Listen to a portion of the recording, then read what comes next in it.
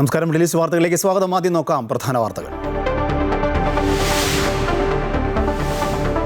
പ്രധാനമന്ത്രിയുടെ പുതിയ ഓഫീസായ സേവാതീർത്തിൽ 4 നിർണായക പദ്ധതികളിൽ ഒപ്പുവെച്ച് നരേന്ദ്രമോദി.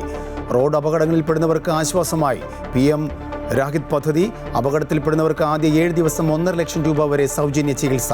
ഓപ്പറേഷൻ സിന്ദൂറിൽ പാകിസ്ഥാനെ വിറപ്പിച്ച S-400 മിസൈലുകൾ വീണ്ടും ഇന്ത്യയിലേക്ക്. 10,000 കോടി രൂപ ചെലവിൽ 288 S-400 മിസൈലുകൾ വാങ്ങാൻ ഡിഫൻസ് അക്വിസിഷൻ കൗൺസിൽ അനുമതി.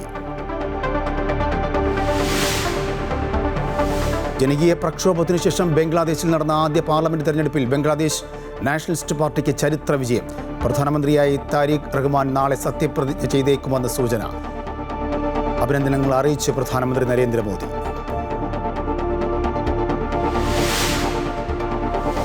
ഐക്യരാഷ്ട്രസഭ കടുത്ത സാമ്പത്തിക പ്രതിസന്ധിയിൽ. അംഗത്വ ഫീസ് അടയ്ക്കാനുള്ളത് 130 രാജ്യങ്ങൾ. America നൽകാനുള്ളത് $4 billion.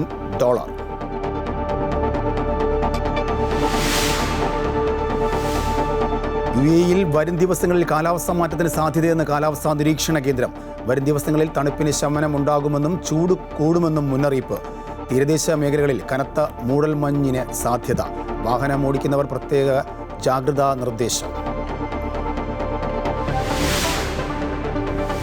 T20 ലോകകപ്പിൽ അട്ടിമറി വിജയവുമായി സിംബാബ്വെ. ഓസ്ട്രേലിയയെ 23 റൺസിന് തോൽപ്പിച്ചു. 169 റൺസ് പിന്തുടർന്ന ഓസീസ് 146 റൺസിന് പുറത്ത്. ഗ്രൂപ്പ് ബിയിൽ ഓസ്ട്രേലിയ 3-ാം സ്ഥാനത്ത്.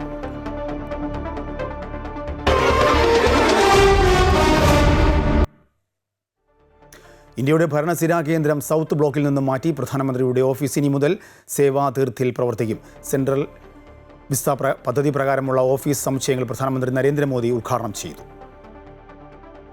സെൻട്രൽ വിസ്ത പദ്ധതിയുടെ ഭാഗമായാണ് അത്യാധുനിക സൗകര്യങ്ങളോടെ പുതിയ ഓഫീസ് സമുച്ചയം നിർമ്മിച്ചിരിക്കുന്നത്. സെൻട്രൽ വിസ്ത എന്നാൽ സേവനത്തിന്റെ പുണ്യസ്ഥലം എന്നർത്ഥം. ജനസേവനത്തിന് മുൻഗണന നൽകുന്ന ഭരണരീതിയുടെ പ്രതീകമായാണ് ഇതിനെ വിശേഷിപ്പിക്കുന്നത്. ക്യാബിനറ്റ് സെക്രട്ടേറിയറ്റും നാഷണൽ സെക്യൂരിറ്റി കൗൺസിൽ സെക്രട്ടേറിയറ്റും ദേശീയ സുരക്ഷാ ഉപദേഷ്ടാവിന്റെ ഓഫീസും ഇനി മുതൽ പുതിയ മേൽവിലാസത്തിൽ അറിയപ്പെടും. സേവാതീർത്ത് 1-ലാണ് പ്രധാനമന്ത്രിയുടെ ഓഫീസ്. സേവാതീർത്ത് 2-ൽ ക്യാബിനറ്റ് സെക്രട്ടേറിയറ്റും പ്രവർത്തിക്കും. സേവാതീർത്ത് 3-ൽ നാഷണൽ സെക്യൂരിറ്റി കൗൺസിൽ സെക്രട്ടേറിയറ്റും ദേശീയ സുരക്ഷാ ഉപദേഷ്ടാവ് അജിത് ഡോവലിന്റെ ഓഫീസുമാണ് സജ്ജീകരിച്ചിരിക്കുന്നത്. പുതിയ ഓഫീസിലെ മീറ്റിംഗ് റൂമുകൾ ആധുനിക സാങ്കേതിക വിദ്യകൾ ഉൾക്കൊള്ളുന്നതിനൊപ്പം ഭാരതീയ സംസ്കാരവും പാരമ്പര്യവും ഒത്തിണങ്ങിയ രീതിയിലാണ് രൂപകൽപ്പന ചെയ്തിട്ടുള്ളത്. ക്യാബിനറ്റ് യോഗങ്ങൾക്കായി പ്രത്യേക മുറിയും ഉദ്യോഗസ്ഥരുടെ പ്രവർത്തനങ്ങൾ ഏകോപിപ്പിക്കുന്നതിനായി ഓപ്പൺ ഫ്ലോർ മോഡൽ രീതിയിലുള്ള ഓഫീസ് സംവിധാനവും ഒരുക്കിയിട്ടുണ്ട്. ആധുനിക സൗകര്യങ്ങളോടൊപ്പം വിദേശ പ്രതിനിധികളുമായുള്ള ചർച്ചകൾക്കായി ഇന്ത്യ ഹൗസ് എന്ന പ്രത്യേക സംവിധാനവും ഇവിടെ ഒരുക്കിയിട്ടുണ്ട്. ഇതോടെ കൊളോണിയൽ കാലഘട്ടത്തിന്റെ പ്രതീകമായ സൗത്ത് ബ്ലോക്ക് ചരിത്ര മ്യൂസിയമായി മാറ്റാനാണ് സർക്കാർ തീരുമാനം. കേന്ദ്ര ഭരണ മേഖലയെ പുനർവികസിപ്പിക്കുക എന്ന ലക്ഷ്യത്തോടെ 2019-ൽ നരേന്ദ്രമോദി സർക്കാർ പ്രഖ്യാപിച്ച പദ്ധതിയുടെ 4-ാം ഘട്ടമാണിത്. 7 പതിറ്റാണ്ടുകൾക്ക് ശേഷമാണ് ഈ സുപ്രധാന അധികാര കേന്ദ്രം മാറുന്നത്. ബ്രിട്ടീഷ് ഭരണകാലത്തെ നിർമ്മാണ രീതിയിലുള്ള നോർത്ത് സൗത്ത് ബ്ലോക്കുകൾ ഇനി മുതൽ ഭാരതത്തിന്റെ 5000 വർഷത്തെ നാഗരികത പ്രകടമാക്കുന്ന മ്യൂസിയമാക്കി മാറ്റാനാണ് സർക്കാർ പദ്ധതി. ഇതിന്റെ ആദ്യഘട്ടം അടുത്ത വർഷം ആരംഭിക്കും. അമൃത ന്യൂസ്, ന്യൂഡൽഹി. സേവാതീർത്തിലെ പ്രധാനമന്ത്രിയുടെ പുതിയ ഓഫീസിൽ 4 പ്രധാന പദ്ധതികൾക്കാണ് ഇന്ന് അംഗീകാരം നൽകിയത്. റോഡ് അപകടങ്ങളിൽപ്പെടുന്നവർക്ക് ചികിത്സാ സഹായം നൽകുന്ന PM രാഹത് ഉൾപ്പെടെയുള്ള പദ്ധതികൾക്കാണ് പ്രധാനമന്ത്രി ഒപ്പുവെച്ചത്. സേവാതീർത്ത് സമുച്ചയത്തിൽ ഒപ്പുവെച്ച ആദ്യ തീരുമാനങ്ങളിലൊന്നാണ് പ്രധാനമന്ത്രി രാഹത് പദ്ധതി. അപകടം നടന്ന ഉടൻ ആശുപത്രിയിലെത്തുന്ന ആ സമയം മുതൽ ലഭിക്കേണ്ട ചികിത്സ ഉറപ്പാക്കി മരണനിരക്കും അപകടനിരക്കും കുറയ്ക്കുകയാണ് PM രാഹത് പദ്ധതിയുടെ പ്രധാന ലക്ഷ്യം. രാജ്യത്തെ ഏത് റോഡിലും സംഭവിക്കുന്ന അപകടങ്ങൾക്ക് ഈ ആനുകൂല്യം ലഭ്യമാകും. അപകടത്തിൽപ്പെടുന്ന ഒരാൾക്ക് പരമാവധി 1.5 ലക്ഷം രൂപ വരെ സൗജന്യ ചികിത്സ ലഭിക്കും. അപകടം നടന്ന ദിവസം മുതൽ ആദ്യത്തെ 7 ദിവസം വരെയാണ് ഈ കാലയളവ്. ഈ ആനുകൂല്യം ഈ സമയം മാത്രമാണ് ലഭിക്കുക. ആശുപത്രിയിൽ പണം മുൻകൂട്ടി അടയ്ക്കേണ്ടതില്ല. ആയുഷ്മാൻ ഭാരത് പട്ടികയിലുള്ള എല്ലാ ആശുപത്രികളിലും ഈ സേവനം ലഭ്യമാണ്. പരിക്കേറ്റ വ്യക്തിക്ക് ഇൻഷുറൻസ് ഉണ്ടെങ്കിലും ഇല്ലെങ്കിലും അപകടത്തിൽപ്പെടുന്ന ഏതൊരു മനുഷ്യനും ഈ സഹായത്തിന് അർഹതയുണ്ട്. സഹായിക്കുന്നവർക്ക് പാരിതോഷികവും ഉണ്ടാകും. അപകടത്തിൽപ്പെട്ടവരെ ആശുപത്രിയിൽ എത്തിക്കുന്നവർക്ക് രാഹവീർ എന്ന പദവി നൽകി ആദരിക്കുകയും പാരിതോഷികം നൽകുകയും ചെയ്യുന്ന പദ്ധതി കൂടിയാണ് PM രാഹത്. രണ്ടാമത് ഒപ്പുവെച്ചത് ലഖ്പതി ദീദി പദ്ധതിയാണ്. 6 കോടിയായി ഇരട്ടിയാക്കലാണ് പദ്ധതിയുടെ ലക്ഷ്യം. മൂന്നാമത് കാർഷിക അടിസ്ഥാന സൗകര്യ ഫണ്ട് 2 ലക്ഷം കോടി രൂപയായി ഇരട്ടിയാക്കൽ പദ്ധതിയും 10,000 കോടി രൂപയുടെ കോർപ്പസ് അനുവദിക്കുന്ന സ്റ്റാർട്ടപ്പ് ഇന്ത്യ ഫണ്ട് ആരംഭിക്കൽ എന്നീ പദ്ധതിയിലും പ്രധാനമന്ത്രി ഒപ്പുവച്ചു. News desk Amrita news. Parliament budget സമ്മേളനത്തിന്റെ ആദ്യഘട്ടം സമാപിച്ചു. എംപിമാരുടെ സസ്പെൻഷൻ പിൻവലിക്കണമെന്നാവശ്യപ്പെട്ട് പ്രതിപക്ഷം ഇന്നും ലോക്സഭയിൽ പ്രതിഷേധമുയർത്തി. പ്രതിപക്ഷ ബഹളത്തെ തുടർന്ന് ലോക്സഭ 2 തവണ നിർത്തിവെച്ചു. മാർച്ച് 9 മുതൽ ഏപ്രിൽ 2 വരെയാണ് ബജറ്റ് സമ്മേളനത്തിന്റെ 2ാം ഘട്ടം. ലോക്സഭാ പ്രതിപക്ഷ നേതാവ് രാഹുൽ ഗാന്ധിയെ അയോഗ്യനാക്കുവാനുള്ള നീക്കം അടുത്ത ഘട്ടത്തിൽ സജീവമാക്കാനാണ് ഭരണപക്ഷത്തിന്റെ നീക്കം. അതേസമയം കേന്ദ്രമന്ത്രി ഹർദീപ് പുരി രാജിവെക്കണമെന്നാവശ്യപ്പെട്ട് പ്രതിപക്ഷ എംപിമാർ പാർലമെന്റിന് പുറത്ത് പ്രതിഷേധിച്ചു. ഓപ്പറേഷൻ സിന്ദൂറിൽ പാകിസ്ഥാനെ വിറപ്പിച്ച S-400 മിസൈലുകൾ റഷ്യയിൽ നിന്ന് ഇന്ത്യ വീണ്ടും വാങ്ങുന്നു. 10,000 കോടി രൂപ ചെലവിൽ 288 S-400 മിസൈലുകളാണ് ഇന്ത്യ വാങ്ങുന്നത്. വ്യോമ പ്രതിരോധ സംവിധാനം ശക്തിപ്പെടുത്തുന്നതിന്റെ ഭാഗമായാണ് ഇന്ത്യ S-400 മിസൈലുകൾ വാങ്ങുന്നത്. ഏകദേശം 3.60 ലക്ഷം കോടി രൂപയുടെ വിവിധ പ്രതിരോധ പദ്ധതികൾക്ക് പ്രതിരോധ മന്ത്രി രാജ്നാഥ് സിംഗിന്റെ അധ്യക്ഷതയിലുള്ള ഡിഫൻസ് അക്വിസിഷൻ കൗൺസിൽ അനുമതി നൽകിയിരുന്നു. ഇതിൽ റഫേൽ യുദ്ധവിമാനങ്ങൾ, multi role fighter aircraft, anti tank മൈനുകൾ, P-8I സമുദ്ര നിരീക്ഷണ വിമാനങ്ങൾ എന്നിവ ഉൾപ്പെടുന്നുണ്ട്. ഇതിൽ 10,000 കോടി രൂപ ചിലവിൽ 288 S-400 മിസൈലുകളാണ് ഇന്ത്യ വാങ്ങുന്നത്. ഇതിൽ 120 ഹ്രസ്വദൂര മിസൈലുകളും 168 ദീർഘദൂര മിസൈലുകളും ഉൾപ്പെടുന്നുണ്ട്. ഫാസ്റ്റ് ട്രാക്ക് നടപടിക്രമം വഴിയാണ് ഇടപാട് നടക്കുക. സിന്ദൂർ ഓപ്പറേഷനിലും പിന്നീട് പാകിസ്ഥാനുമായി നീണ്ടുനിന്ന സംഘർഷത്തിലും ഇന്ത്യൻ വ്യോമസേനയ്ക്ക് നിർണായകമായത് S-400ന്റെ സാന്നിധ്യമായിരുന്നു. ഓപ്പറേഷൻ സിന്ദൂറിന്റെ സമയത്ത് പാകിസ്ഥാൻ യുദ്ധവിമാനങ്ങളെയും ഡ്രോണുകളെയും വെടിവെച്ചിടാൻ S-400 സംവിധാനം വ്യാപകമായി ഉപയോഗിച്ചിരുന്നു. അത് കണക്കിലെടുത്താണ് പ്രതിരോധ മന്ത്രാലയത്തിന്റെ പുതിയ നീക്കം. നിലവിൽ കരാർ ഒപ്പിട്ട 2 S-400 മിസൈലുകൾ ജൂണിലും നവംബറിലുമായി ഇന്ത്യക്ക് ലഭിക്കും. News desk Amrita news. Ayyappa സംഗമവുമായി ബന്ധപ്പെട്ട ഓഡിറ്റ് റിപ്പോർട്ടിൽ സർക്കാർ പ്രതിക്കൂട്ടിൽ നിൽക്കവേ ഈ മാസം 17 ചേരുന്ന ദേവസ്വം ബോർഡ് യോഗം നിർണായകമാണ്. സ്പോൺസർമാരിൽ നിന്നും പരമാവധി തുക പിരിച്ചെടുക്കുവാനും കോൺട്രാക്റ്റ് നൽകിയ കമ്പനികൾ ആവശ്യപ്പെടുന്ന തുകകൾ കുറയ്ക്കാനും നിർദ്ദേശമുണ്ടാകും. തിരഞ്ഞെടുപ്പ് ലക്ഷ്യമിട്ട് സംഘടിപ്പിച്ച ആഗോള അയ്യപ്പ സംഗമം സർക്കാരിന് കൂടുതൽ കുരുക്കായി മാറുകയാണ്. സംഗമ നടത്തിപ്പുമായി ബന്ധപ്പെട്ട ഓഡിറ്റ് റിപ്പോർട്ട് സർക്കാരിനെ ദേവസ്വം ബോർഡിനെ പ്രതിക്കൂട്ടിലാക്കുമ്പോൾ പ്രശ്നം അടിയന്തരമായി പരിഹരിക്കാനുള്ള നീക്കത്തിലാണ് ബോർഡ്. ഈ മാസം 17 ചേരുന്ന ബോർഡ് യോഗം ഏറെ നിർണായകമാണ്. അയ്യപ്പ സംഗമത്തിലെ ചെലവിൽ നിന്ന് തലയൂരാൻ സ്പോൺസർമാരിൽ നിന്ന് കൂടുതൽ തുക സമാഹരിക്കാനും കോൺട്രാക്ട് നൽകിയ കമ്പനികളുടെ തുക കുറയ്ക്കാനും നീക്കം നടത്തുകയാണ്. പന്തൽ കെട്ടിയ ഊരാളുങ്കലിന്റെ സഹകമ്പനി 4 കോടി രൂപയാണ് ആവശ്യപ്പെടുന്നത്. അതിഥികൾക്ക് താമസിക്കാൻ ഹോട്ടൽ മുറി ഒരുക്കിയതിനും ഭക്ഷണത്തിനും പശ്ചാത്തല സൗകര്യത്തിനുമായി കോടികൾ നൽകാനുണ്ടെന്നും ഓഡിറ്റ് റിപ്പോർട്ട് ചൂണ്ടിക്കാട്ടുന്നു. ബോർഡിൽ നിന്നെടുത്ത 2 കോടി രൂപ തിരികെ നൽകിയെന്ന് പ്രസിഡന്റ് പറയുന്നുണ്ടെങ്കിലും ദേവസ്വം സ്പെഷ്യൽ കമ്മീഷണർ ഹൈക്കോടതിയിൽ സമർപ്പിച്ച ഓഡിറ്റ് റിപ്പോർട്ടിൽ ബോർഡിന് തുക നൽകാനുണ്ടെന്നാണ് ചൂണ്ടിക്കാട്ടുന്നത്. പല കണക്കുകളിലും പൊരുത്തക്കേടുകളുണ്ടെന്നും ഓഡിറ്റ് റിപ്പോർട്ടിൽ പറയുന്നു. 17 ചേരുന്ന യോഗത്തിൽ പ്രശ്നം പരിഹരിക്കപ്പെടുമെന്നാണ് ദേവസ്വം പ്രസിഡന്റ് ആത്മവിശ്വാസം പ്രകടിപ്പിക്കുന്നത്. തിരഞ്ഞെടുപ്പ് പ്രചാരണത്തിൽ പ്രതിപക്ഷം ഇതിനോടകം തന്നെ ആയുധമാക്കിയ വിഷയത്തിൽ സർക്കാർ വീണ്ടും വെട്ടിലാകുകയാണ്. അമൃത ന്യൂസ്, തിരുവനന്തപുരം. ആഗോള അയ്യപ്പ സംഗമത്തിന്റെ പേരിൽ കോടതിയുടെ നിരീക്ഷണമുണ്ടായിട്ടും വലിയ അഴിമതിയാണ് നടന്നതെന്ന് പ്രതിപക്ഷ നേതാവ് വി ഡി സതീശൻ. പന്തൽ കെട്ടുന്നത് മുതൽ പാടാത്ത ഭജൻസിന്റെ പേരിൽ വരെ ലക്ഷങ്ങളുടെ കള്ളക്കണക്കാണ് പുറത്തുവരുന്നതെന്നും അദ്ദേഹം പറഞ്ഞു. ഇതേക്കുറിച്ച് സമഗ്ര അന്വേഷണം നടത്തണമെന്ന് പ്രതിപക്ഷ നേതാവ് ആവശ്യപ്പെട്ടു. ഈ പറയുന്ന ഈ ഭജൻ സംഘം അവിടെ പരിപാടി നടത്തിയിട്ടില്ല. അവരുടെ പേരിൽ പൈസ എഴുതി മേടിച്ചിരിക്കുക. പിന്നെ എവിടെയാണ് 4,000 പേർക്ക് അവിടെ ഭക്ഷണം കൊടുത്ത്? അവിടെ എത്ര പേരുണ്ടായിരുന്നു എന്ന് മാധ്യമങ്ങൾ കണ്ടതല്ലേ? എത്ര പേരുണ്ടായിരുന്നു അവിടെ? 600 പേരിട്ടാണ് അവിടെ ആകെ ഉണ്ടായിരുന്നത്. മന്ത്രി വി എൻ വാസവനെതിരെ അവകാശ ലംഘന നോട്ടീസ് നൽകുമെന്ന് കോൺഗ്രസ് നേതാവ് രമേശ് ചെന്നിത്തല. അയ്യപ്പ സംഗമത്തിന്റെ കണക്കിൽ വാസവൻ നിയമസഭയെ തെറ്റിദ്ധരിപ്പിച്ചുവെന്നും അദ്ദേഹം പറഞ്ഞു. ദേവസ്വം മന്ത്രി ശ്രീ വാസവനെതിരായി ഒരു പ്രിവിലേജ് മോഷൻ സ്പീക്കർക്ക് ഇന്ന് നോട്ടീസ് കൊടുക്കുക. അദ്ദേഹം പറഞ്ഞത് ആഗോള അയ്യപ്പ സംഗമത്തിൽ ദേവസ്വം ബോർഡിൽ നിന്ന് ഈ പരിപാടിക്ക് കൊടുത്ത പണം എല്ലാം തിരിച്ചടച്ചെന്നാണ്. ശബരിമല സ്വർണ്ണക്കൊള്ളക്കേസിൽ സന്നിധാനത്ത് നിന്നും SITയുടെ ശാസ്ത്രീയ പരിശോധന നടന്നു. SP S ശശിധരന്റെ നേതൃത്വത്തിലാണ് പരിശോധന നടന്നത്. ശ്രീകോവിലിന് ചുറ്റുമുള്ള കട്ടിളപ്പാളികളുടെയും ദ്വാരപാലക ശില്പങ്ങളുടെയും സാമ്പിളുകളാണ് സംഘം ശേഖരിച്ചത്. ഇവ തിരികെ ഘടിപ്പിക്കുന്ന നടപടികൾ ഇപ്പോൾ തുടരുകയാണ്. ശബരിമല സ്വർണ്ണക്കൊള്ളയിൽ കൂടുതൽ ശാസ്ത്രീയ പരിശോധനയ്ക്കായാണ് ശ്രീകോവിലിന് ചുറ്റുമുള്ള സ്വർണ്ണപ്പാളികളിൽ നിന്നും പ്രത്യേക അന്വേഷണ സംഘം സാമ്പിളുകൾ ശേഖരിക്കുന്നത്. SP ശശിധരന്റെ നേതൃത്വത്തിലുള്ള സംഘം വ്യാഴാഴ്ച വൈകുന്നേരത്തോടെയാണ് സന്നിധാനത്ത് നിന്ന് സാമ്പിളുകൾ ശേഖരിച്ചു തുടങ്ങിയത്. ശ്രീകോവിലിന് പിൻഭാഗത്തെ തൂണുകളിലെ പാളികളാണ് ആദ്യം ഇളക്കിയെടുത്തത്. ശേഷം ദ്വാരപാലക ശില്പങ്ങളിലേക്ക് കടന്നു. അവശേഷിക്കുന്ന ഭാഗങ്ങളിലെ സാമ്പിളുകളും ശേഖരിക്കാനാണ് തീരുമാനിച്ചിരിക്കുന്നത്. ലീഗൽ മെട്രോളജിയുടെ ഗോൾഡ് അസസ്മെന്റ് വിഭാഗവും പ്രത്യേക അന്വേഷണ സംഘത്തിനൊപ്പമുണ്ട്. നഷ്ടപ്പെട്ട സ്വർണത്തിന്റെ അളവ്, കാലപ്പഴക്കം എന്നിവയിൽ വ്യക്തത വരുത്തുകയാണ് പരിശോധനയിലൂടെ ലക്ഷ്യമിടുന്നത്.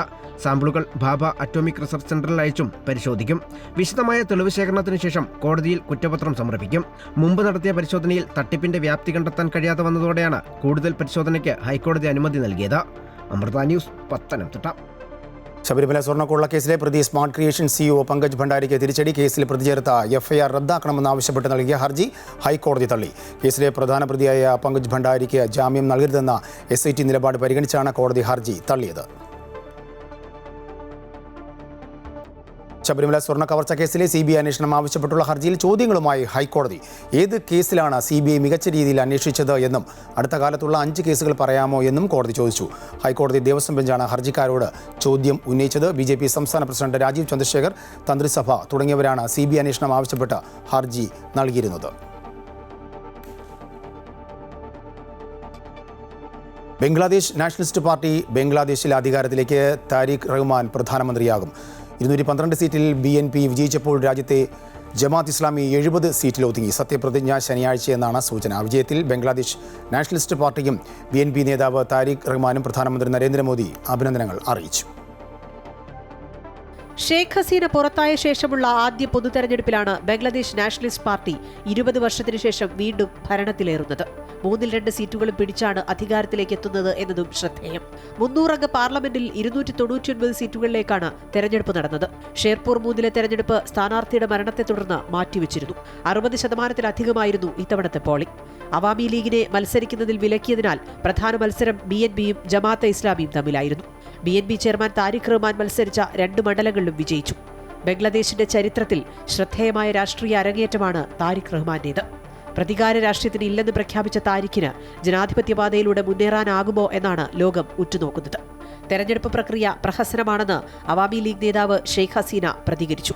ഇടക്കാല ഭരണാധികാരി മുഹമ്മദ് യൂനിസ് മുന്നോട്ട് വെച്ച 84 ഭരണഘടനാ പരിഷ്കാര നിർദ്ദേശങ്ങൾ നടപ്പിലാക്കണോ എന്ന ഹിതപരിശോധനയും വോട്ടെടുപ്പിനൊപ്പം നടന്നു. ഈ പരിഷ്കാരങ്ങൾക്ക് ജനപിന്തുണ ലഭിച്ചതായാണ് റിപ്പോർട്ടുകൾ. ബംഗ്ലാദേശ് നാഷണലിസ്റ്റ് പാർട്ടിക്കും BNP നേതാവ് താരിഖ് റഹ്മാനും പ്രധാനമന്ത്രി നരേന്ദ്രമോദി അഭിനന്ദനങ്ങൾ അറിയിച്ചു. BNPയുടെ നേതൃത്വത്തിൽ ബംഗ്ലാദേശിലെ ജനങ്ങൾ വെച്ചിരിക്കുന്ന വിശ്വാസ്യതയാണ് തെരഞ്ഞെടുപ്പ് ഫലത്തിൽ കാണുന്നതെന്ന് പ്രധാനമന്ത്രി പറഞ്ഞു. എക്സിൽ പങ്കുവച്ച പോസ്റ്റിലൂടെയായിരുന്നു പ്രധാനമന്ത്രിയുടെ പിന്തുണ. News desk, Amrita TV. ഐക്യരാഷ്ട്രസഭ കടുത്ത സാമ്പത്തിക പ്രതിസന്ധിയിൽ. 130 രാജ്യങ്ങളാണ് അംഗത്വ ഫീസ് അടയ്ക്കാനുള്ളത്. ഇതിൽ അമേരിക്ക മാത്രം നൽകാനുള്ളത് $4 ബില്യൺ. വിവിധ പ്രവർത്തനങ്ങളെ പ്രതിസന്ധി കാര്യമായി ബാധിക്കുമെന്നാണ് റിപ്പോർട്ടുകൾ. അംഗരാജ്യങ്ങൾ ഫീസ് അടയ്ക്കാത്തതാണ് ഐക്യരാഷ്ട്രസഭ നേരിടുന്ന ഏറ്റവും വലിയ പ്രതിസന്ധി. ഇത് UN-ന്റെ വിവിധ പദ്ധതികൾക്ക് ഭീഷണിയാവുകയാണ്. ഇക്കാര്യങ്ങൾ ഉൾപ്പെടുത്തിക്കൊണ്ട് അംഗരാജ്യങ്ങൾക്ക് UN നേരത്തെ തന്നെ കത്തയക്കുകയും ചെയ്തു. 2026 ഫെബ്രുവരിയിലെ കണക്കനുസരിച്ച് ഏകദേശം 130ഓളം രാജ്യങ്ങൾ കുടിശ്ശിക വരുത്തിയിട്ടുണ്ട്. UN-ന്റെ ബജറ്റിലേക്ക് ഏറ്റവും കൂടുതൽ പണം നൽകേണ്ട രാജ്യം അമേരിക്കയാണ്. നിലവിൽ അമേരിക്ക ഏകദേശം $4 ബില്യൺ കുടിശ്ശികയായി നൽകാനുണ്ട്. ഇതിൽ പ്രവർത്തന ബജറ്റും സമാധാന ദൗത്യങ്ങൾക്കുള്ള ഫണ്ടും ഉൾപ്പെടുന്നു. അമേരിക്കൻ പ്രസിഡന്റ് ഡൊണാൾഡ് ട്രംപ് UN-ലെ പല പ്രവർത്തനങ്ങളെയും വിമർശിക്കുകയും ഫണ്ട് വെട്ടിക്കുറയ്ക്കുകയും ചെയ്തത് പ്രതിസന്ധി രൂക്ഷമാക്കുകയും ചെയ്തു. UN പരിഷ്കാരങ്ങൾ നടപ്പിലാക്കിയാൽ മാത്രമേ കുടിശ്ശിക നൽകൂ എന്ന നിലപാടിലാണ് US അധികൃതർ. കടുത്ത സാമ്പത്തിക ക്ഷാമം കാരണം UN പല നിയന്ത്രണങ്ങളും ഏർപ്പെടുത്തുകയും ചെയ്തു. 2026 ബജറ്റിൽ ഏകദേശം 2600ഓളം തസ്തികകൾ വെട്ടിക്കുറയ്ക്കാൻ നിർദ്ദേശമുണ്ട്. മീറ്റിംഗുകൾ പരിമിതപ്പെടുത്തുക, എയർ കണ്ടീഷനിംഗ്, എസ്കലേറ്ററുകൾ എന്നിവയുടെ പ്രവർത്തനം നിയന്ത്രിക്കുക തുടങ്ങിയ നടപടികൾ ഇതിനോടകം ആരംഭിച്ചു കഴിഞ്ഞു. 2025 അവസാനത്തോടെ UN ജനറൽ അസംബ്ലി അതിന്റെ സാമ്പത്തിക വ്യവസ്ഥയിൽ ഭാഗികമായ മാറ്റം അംഗീകരിച്ചുവെങ്കിലും സംഘടന ഇപ്പോഴും വലിയ പ്രതിസന്ധി നേരിടുന്നുണ്ട്. ജനീവയിലെ ആസ്ഥാന പ്രവർത്തനത്തിലുൾപ്പെടെ സാമ്പത്തിക പ്രതിസന്ധി പ്രതിഫലിക്കുമെന്നാണ് റിപ്പോർട്ടുകൾ. മാനുഷിക സഹായങ്ങൾ, മനുഷ്യാവകാശ പ്രവർത്തനങ്ങൾ തുടങ്ങിയ മേഖലകളിലെ ഫണ്ടിങ്ങിനെയും ഇത് സാരമായി ബാധിച്ചിട്ടുണ്ട്. News desk, Amrita news. CPIയെ വിമർശിച്ച CPM-ന്റെ തെരഞ്ഞെടുപ്പ് അവലോകന റിപ്പോർട്ട്. കൊള്ളാവുന്ന സ്ഥാനാർത്ഥികളെ പോലും നിർത്താൻ കഴിവില്ലാത്ത പാർട്ടിയാണ് CPI എന്ന് CPM-ന്റെ തദ്ദേശ തെരഞ്ഞെടുപ്പ് അവലോകന റിപ്പോർട്ടിൽ പരിഹാസം. PM ശ്രീയിൽ ഉണ്ടാക്കിയ വിവാദം കലാപതുല്യമായിരുന്നുവെന്നും CPM-ന്റെ വിമർശനമുണ്ട്. നിയമസഭാ തെരഞ്ഞെടുപ്പിന്റെ വിജ്ഞാപനം പടിവാതിൽക്കൽ എത്തി നിൽക്കുമ്പോഴാണ് തദ്ദേശ തെരഞ്ഞെടുപ്പിന്റെ അവലോകന റിപ്പോർട്ട് പുറത്തുവരുന്നത്. PM ശ്രീയിലടക്കം CPIയെ പ്രതിക്കൂട്ടിലാക്കുന്നതാണ് റിപ്പോർട്ട്. കൊള്ളാവുന്ന ഒരു സ്ഥാനാർത്ഥിയെ പോലും നിർത്താൻ കഴിവില്ലാത്ത പാർട്ടിയായ CPI കേവലം കൈയടിക്ക് വേണ്ടി മാത്രമാണ് CPMനെ പ്രതിരോധത്തിലാക്കുന്ന നിലപാടുകൾ എടുക്കുന്നതെന്നാണ് വിമർശനം. പലയിടത്തും CPI എന്ന പേരിൽ CPM സ്ഥാനാർത്ഥികളെ തന്നെയാണ് നിർത്തുന്നതെന്നും പരിഹാസം. PM ശ്രീ പദ്ധതിയെ ചൊല്ലിയുള്ള വിവാദം കലാപമാക്കി മാറ്റിയെന്നും അതിന്റെ ഗുണഭോക്താക്കളായി മാറിയത് UDF ആണെന്നും റിപ്പോർട്ടിൽ പറയുന്നു. മുന്നണി സംവിധാനത്തിൽ പോരായ്മകളുണ്ടെന്നും റിപ്പോർട്ടിൽ വിമർശനമുണ്ട്. അതേസമയം തദ്ദേശ തെരഞ്ഞെടുപ്പിൽ ഇടതുമുന്നണിക്കുണ്ടായ കനത്ത തോൽവിക്ക് ഭരണവിരുദ്ധ വികാരവും CPMന്റെ നിലപാടുകളും കാരണമായി എന്നാണ് CPI വിലയിരുത്തിയിരുന്നത്. CPI നേതൃയോഗങ്ങളിൽ മുഖ്യമന്ത്രിയുടെ നിലപാടുകൾ ഉൾപ്പെടെ വിമർശന വിധേയമായിരുന്നു. നിയമസഭാ തെരഞ്ഞെടുപ്പിലേക്ക് കടക്കുന്ന വേളയിൽ കൂടുതൽ വിമർശനങ്ങളിലേക്ക് കടക്കേണ്ടതില്ല എന്ന് CPI തീരുമാനിക്കുകയും ചെയ്തിരുന്നു. എന്നാൽ CPMന്റെ അവലോകന റിപ്പോർട്ടിൽ CPIയെ വിമർശിക്കുകയും പരിഹസിക്കുകയും ചെയ്യുകയാണ്. സംസ്ഥാന സെക്രട്ടേറിയറ്റ് അംഗീകരിച്ച റിപ്പോർട്ട് കൂടിയാണിത്. തദ്ദേശ തെരഞ്ഞെടുപ്പിന് തൊട്ടു മുമ്പ് സർക്കാരിനെയും മുന്നണിയും ആടിയുലപ്പിച്ച കൊടുങ്കാറ്റായി PM ശ്രീ വിവാദം പൊട്ടിപ്പുറപ്പെട്ടപ്പോൾ തന്നെ CPIക്കെതിരെ കടുത്ത അമർഷമായിരുന്നു CPM നേതൃത്വത്തിനുള്ളിൽ. പക്ഷേ പരസ്യമാക്കാൻ തയ്യാറാകാതിരുന്ന നേതൃത്വം പിന്നീട് തിരഞ്ഞെടുപ്പിൽ അമ്പേ പരാജയപ്പെട്ടപ്പോൾ അതിന്റെ മുഴുവൻ ഉത്തരവാദിത്വവും CPIയുടെ തലയിൽ കെട്ടിവയ്ക്കുകയാണ്. അമൃത ന്യൂസ്, തിരുവനന്തപുരം. UAEയിൽ വരും ദിവസങ്ങളിൽ കാലാവസ്ഥാ മാറ്റത്തിന് സാധ്യതയെന്ന് കാലാവസ്ഥാ നിരീക്ഷണ കേന്ദ്രത്തിൻ്റെ അറിയിപ്പ്. വരും ദിവസങ്ങളിൽ തണുപ്പിന് ശമനമുണ്ടാകുമെന്നും ചൂട് കൂടുമെന്നുമാണ് അറിയിപ്പിൽ വ്യക്തമാക്കുന്നത്. രാജ്യത്തെ താപനില ഉയരുമെന്നും ഇതിന് മുന്നോടിയായി ശക്തമായ കാറ്റും തണുപ്പും അനുഭവപ്പെടുമെന്നും കാലാവസ്ഥാ കേന്ദ്രം വ്യക്തമാക്കുന്നു. തീരദേശങ്ങളിലും ഉൾനാടൻ പ്രദേശങ്ങളിലും താപനില 33 ഡിഗ്രി മുതൽ 34 ഡിഗ്രി സെൽഷ്യസ് വരെ ഉയരാനും സാധ്യതയുണ്ട്. തീരദേശ മേഖലകളിൽ കനത്ത മൂടൽമഞ്ഞ് രൂപപ്പെടാനും സാധ്യതയുണ്ട്. കാഴ്ചപരിധി കുറയുമെന്നതിനാൽ പുലർച്ചെ വാഹനം ഓടിക്കുന്നവർ പ്രത്യേക ജാഗ്രത പാലിക്കണമെന്നും അധികൃതർ അറിയിച്ചു. പകൽ താപനില ഉയരുമെങ്കിലും രാത്രികാലങ്ങളിൽ തണുപ്പ് അനുഭവപ്പെടുമെന്നും കാലാവസ്ഥാ കേന്ദ്രം അറിയിച്ചു. പോഷകാഹാരക്കുറവിൽ നിന്നും കുട്ടികളെ രക്ഷിക്കാൻ റമദാൻ മാസത്തിൽ ക്യാമ്പയിനുമായി ദുബായ് ഭരണകൂടം. UAE വൈസ് പ്രസിഡന്റും പ്രധാനമന്ത്രിയും ദുബായ് ഭരണാധികാരിയുമായ Sheikh Mohammed bin Rashid Al മക്തൂമാണ് എഡ്ജ് ഓഫ് ലൈഫ് എന്ന പേരിൽ ക്യാമ്പയിൻ പ്രഖ്യാപിച്ചത്. 5 വയസ്സിന് താഴെയുള്ള 5 മില്യൺ കുട്ടികളെ പോഷകാഹാരക്കുറവും പട്ടിണിയും മൂലമുള്ള മരണത്തിൽ നിന്നും രക്ഷിക്കുകയാണ് പദ്ധതിയുടെ ലക്ഷ്യം. റമദാൻ മാസത്തിൽ UAEയിൽ നിന്ന് ലോകത്തിനു വേണ്ടി ഒരു മാനുഷിക ക്യാമ്പയിൻ ആരംഭിക്കുകയാണെന്ന് ഷെയ്ഖ് മുഹമ്മദ് എക്സ് പോസ്റ്റിലൂടെ പറഞ്ഞു. കുട്ടികളെ രക്ഷിക്കുന്നതിനായി 1 ബില്യൺ ദിർഹം സ്വരൂപിക്കുക എന്ന ലക്ഷ്യത്തോടെ അന്താരാഷ്ട്ര സംഘടനകളുമായി സഹകരിച്ചാണ് ക്യാമ്പയിൻ ആരംഭിച്ചിരിക്കുന്നത്. സൗദിയിൽ ഓൺ ഡിമാൻഡ് സർവീസുകൾ നടത്താൻ വിദേശ വിമാന കമ്പനിയായ എയർ എക്സ് ചാർട്ടറിന് ലൈസൻസ് നൽകി. എക്സിക്യൂട്ടീവ് റെഗുലേഷൻസ് ഫോർ ഏവിയേഷൻ സേഫ്റ്റിയുടെ ഭാഗമായി സൗദിയിൽ ഓൺ ഡിമാൻഡ് സർവീസുകൾ നടത്താനാണ് general authority of civil aviation permit അനുവദിച്ചിരിക്കുന്നത്. സൗദിയിലെ എല്ലാ ബാധകമായ നിയന്ത്രണ മാനദണ്ഡങ്ങളും ആവശ്യകതകളും വ്യോമ സുരക്ഷാ വ്യവസ്ഥകളും പാലിച്ചതിനെ തുടർന്നാണ് കമ്പനിക്ക് പെർമിറ്റ് അനുവദിച്ചത്. സൗദി അറേബ്യയുടെ പൊതുജനാരോഗ്യ മേഖലയിൽ വിപ്ലവകരമായ മുന്നേറ്റമെന്ന് ആരോഗ്യമന്ത്രി ഫഗദ് അൽ ജലൽ അറിയിച്ചു. രാജ്യത്തെ ശരാശരി ആയുർ ദൈർഘ്യം 79.7 വർഷമായി ഉയർന്നതായും റോഡ് അപകട മരണങ്ങളിൽ 60% കുറവുണ്ടായതായും അദ്ദേഹം വ്യക്തമാക്കി. ആരോഗ്യ പ്രവർത്തന പദ്ധതിയുടെ പുതിയ ഘട്ടത്തെക്കുറിച്ച് വിശദീകരിക്കുകയായിരുന്നു മന്ത്രി. ആയുർദൈർഘ്യം 2016 74 വർഷമായിരുന്നത് ഇപ്പോൾ 79.7 വർഷമായി ഉയർന്നു. കുവൈറ്റിലെ നഴ്സറി കെട്ടിടങ്ങളുടെ നിർമ്മാണവുമായി ബന്ധപ്പെട്ട പുതിയ ചട്ടങ്ങൾ പുറപ്പെടുവിച്ച് മുനിസിപ്പൽ കൗൺസിലിൻ്റെ സാങ്കേതിക സമിതി. സമിതിയുടെ നിലവിലെ ചെയർപേഴ്സൺ മുനീറ അൽ അമീർ ആണ് പുതിയ നടപടി അറിയിച്ചത്. ഓരോ നഴ്സറിയുടെയും നിയന്ത്രണത്തിനായി ഒരു ഓഫീസ് മാത്രമേ ഉണ്ടായിരിക്കാവൂ എന്നും അനുബന്ധ കെട്ടിടങ്ങളിൽ നിശ്ചിത മാനദണ്ഡങ്ങൾ പാലിച്ചിരിക്കണമെന്നും പുതിയ ചട്ടങ്ങൾ വ്യക്തമാക്കുന്നു. നഴ്സറിയുടെ സ്ഥലത്ത് അനുവദിച്ച ഉദ്ദേശങ്ങൾക്കല്ലാതെ മറ്റു വ്യാപാര പ്രവർത്തനങ്ങൾ തടയുന്നതിനാണ് ഭേദഗതികൾ കൊണ്ടുവന്നതെന്ന് അൽ അമീർ പറഞ്ഞു. ഇതിലൂടെ അനധികൃത വാണിജ്യ ഉപയോഗത്തിലേക്ക് നഴ്സറി ഭൂമി മാറ്റുന്നത് തടയാൻ കഴിയും. കുവൈറ്റിലെ ഒരു മെഡിക്കൽ കേന്ദ്രത്തിൽ ലൈസൻസ് ഇല്ലാതെ ചികിത്സ നടത്തിയ നിരവധി പേർ അറസ്റ്റിലായി. പബ്ലിക് അതോറിറ്റി ഫോർ മാൻ പവറിൻ്റെ നേതൃത്വത്തിൽ നടന്ന പരിശോധനയിലാണ് അനധികൃത ചികിത്സാ കേന്ദ്രം കണ്ടെത്തിയത്. റിപ്പോർട്ട് അനുസരിച്ച് ഹവലി പ്രദേശത്തെ ഒരു ഡെർമറ്റോളജി ക്ലിനിക്കിനായി മാത്രം ലൈസൻസ് ലഭിച്ചിരുന്ന കേന്ദ്രത്തിൽ അനധികൃതമായി നിരവധി മെഡിക്കൽ സേവനങ്ങൾ നടത്തി വന്നതായി കണ്ടെത്തി. പരിശോധനയിൽ ദന്തചികിത്സ, മുടി ചികിത്സ, മുടി മാറ്റിവെക്കൽ ശസ്ത്രക്രിയകൾ എന്നിവ അനുമതിയില്ലാതെ നടത്തി വന്നതായി കണ്ടെത്തി.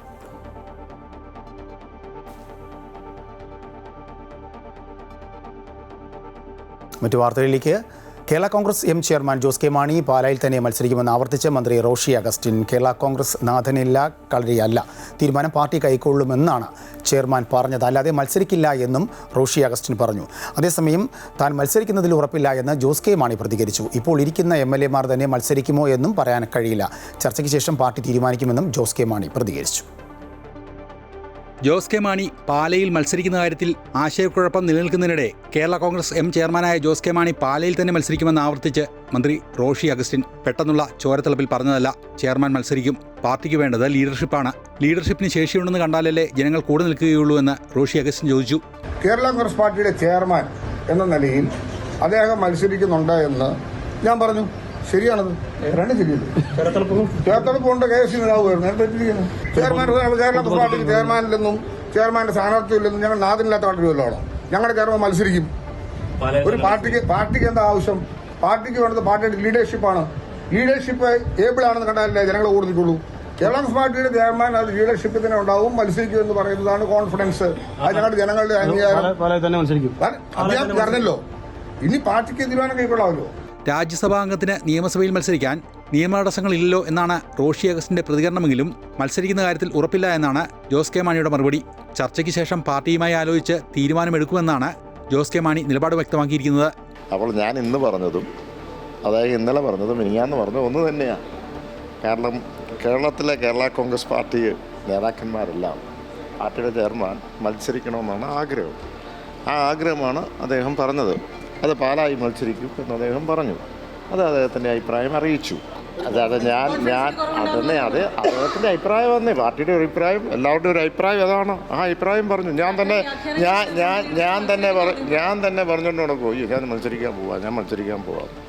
എന്തായാലും പണ്ട് കാലത്ത് തൊട്ട് നിങ്ങൾ നോക്കി KM മാണി സാർ ചെയർമാനായിരുന്ന ഘട്ടത്തിൽ പാർട്ടി ഇൻട്രസ്റ്റ് ചെയ്യും, സ്റ്റിയറിംഗ് കമ്മിറ്റി ഇൻട്രസ്റ്റ് ചെയ്യും, എന്നൊരു പാർട്ടിയായിട്ട് ആലോചിച്ചിട്ട് തീരുമാനമെടുക്കും. അത് എന്ത് തീരുമാനമായാലും അത് പാർട്ടിയായിട്ട് ആലോചിച്ചെടുക്കും. അത് തന്നെയാണ് ഇന്നലെയും പറഞ്ഞത്, ഇന്നും പറഞ്ഞത്. തീരുമാനിച്ചു എന്നല്ല പറഞ്ഞത്, നിങ്ങളെടുത്ത് നോക്കിയോ. പിന്നെ ഒരു കാര്യത്തിലുള്ള മുലപ്പാലിൽ ഉപ്പുണ്ടോയെന്ന് നോക്കേണ്ട കാര്യം. കഴിഞ്ഞ ചൊവ്വാഴ്ച LDFന്റെ മധ്യമേഖലാ ജാഥയ്ക്കിടെയാണ് റോഷി അഗസ്റ്റിൻ ജോസ് കെ മാണി മത്സരിക്കുമെന്ന് മൈക്ക് പിടിച്ചു വാങ്ങി പറഞ്ഞത്. എന്നാലത് റോഷി അഗസ്റ്റിന്റെ ചോരത്തിളപ്പും സ്നേഹക്കൂടുതലും കൊണ്ടാണെന്നും പാർട്ടി തീരുമാനിച്ചിട്ടില്ലെന്നുമായിരുന്നു ഇതിനോടുള്ള ജോസ് കെ മാണിയുടെ പ്രതികരണം. അമൃത ന്യൂസ്, കൊച്ചി. രാജ്യത്തെ എല്ലാ ജനങ്ങൾക്കും വിദ്യാഭ്യാസം എത്തിക്കുക എന്നതാണ് ദേശീയ വിദ്യാഭ്യാസ നയത്തിൻ്റെ ലക്ഷ്യമെന്ന് ഗവർണർ രാജേന്ദ്ര വിശ്വനാഥ് ആർലേക്കർ. ചില ആളുകൾക്ക് വേണ്ടിയോ മതങ്ങൾക്ക് വേണ്ടിയോ അല്ല വിദ്യാഭ്യാസ നയമെന്നും ഗവർണർ പറഞ്ഞു. കൊല്ലത്ത് ശ്രീനാരായണ ഗുരു ഓപ്പൺ യൂണിവേഴ്സിറ്റിയുടെ ബിരുദദാന ചടങ്ങിൽ അധ്യക്ഷത വഹിച്ച് സംസാരിക്കുകയായിരുന്നു അദ്ദേഹം. കൊളോണിയൽ വിദ്യാഭ്യാസ രീതികൾ മാറ്റിക്കൊണ്ടാണ് പുതിയ വിദ്യാഭ്യാസ രീതികൾ ഇപ്പോൾ രാജ്യത്ത് നടപ്പിലാക്കുന്നത്. അത് ക്ലാസ് മുറിക്കുള്ളിലിരുന്നു കൊണ്ടുള്ള വിദ്യാഭ്യാസം മാത്രമല്ല. നമ്മുടെ വിദ്യാഭ്യാസ നയം മറ്റുള്ളവർ പിന്തുടരാൻ തുടങ്ങി.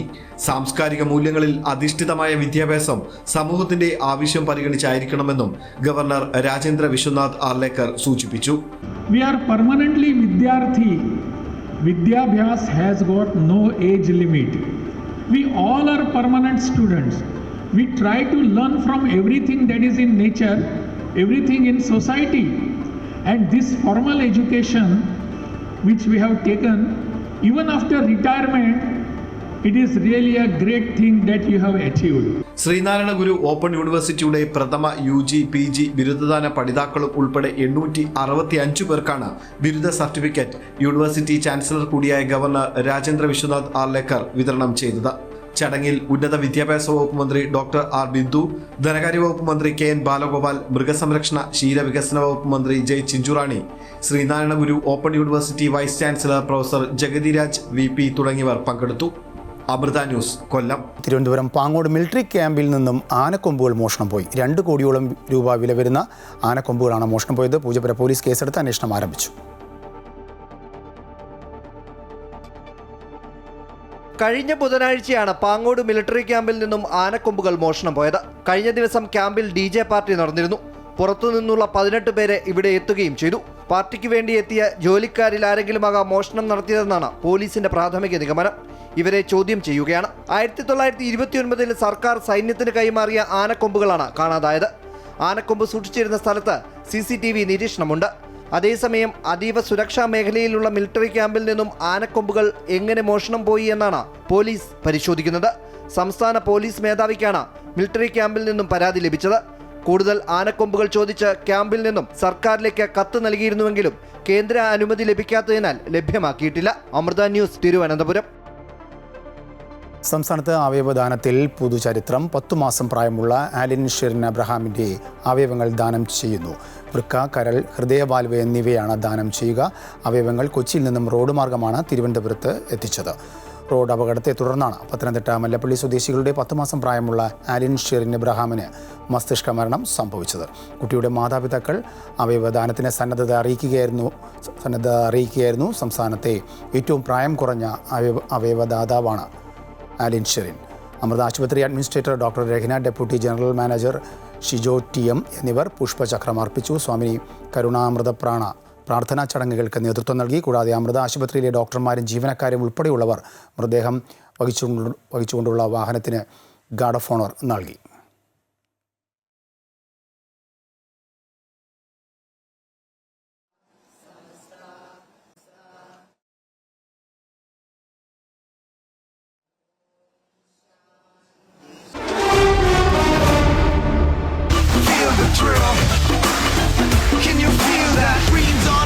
With the crest held high, one more ball and we touch the sky.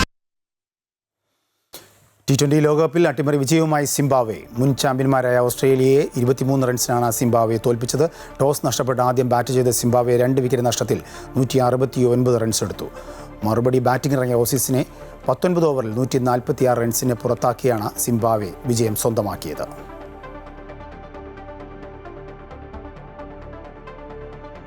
ഇതോടുകൂടി വാർത്താ ബുള്ളറ്റിൻ പൂർണ്ണമാകുന്നു. കൂടുതൽ വാർത്തയ്ക്കായി അമൃത ന്യൂസ് യൂട്യൂബ് കാണുക.